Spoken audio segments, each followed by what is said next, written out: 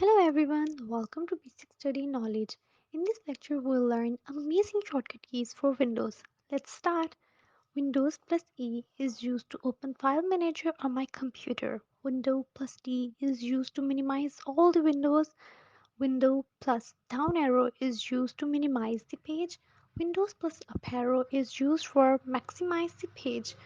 Windows plus left or right arrow is used to split the screen.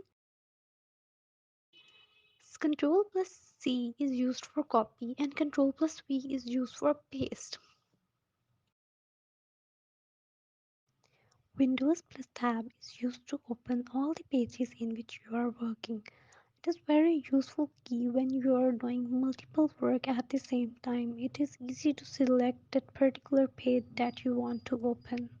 Windows plus Shift plus S is used to take the screenshot. This key is very useful when you want to take the screenshot for the particular area. Windows plus V is the shortcut key for clipboard history. It is very useful when you want to copy multiple texts at the same time. If you liked the video, please like and subscribe to our channel. See you soon in the next video.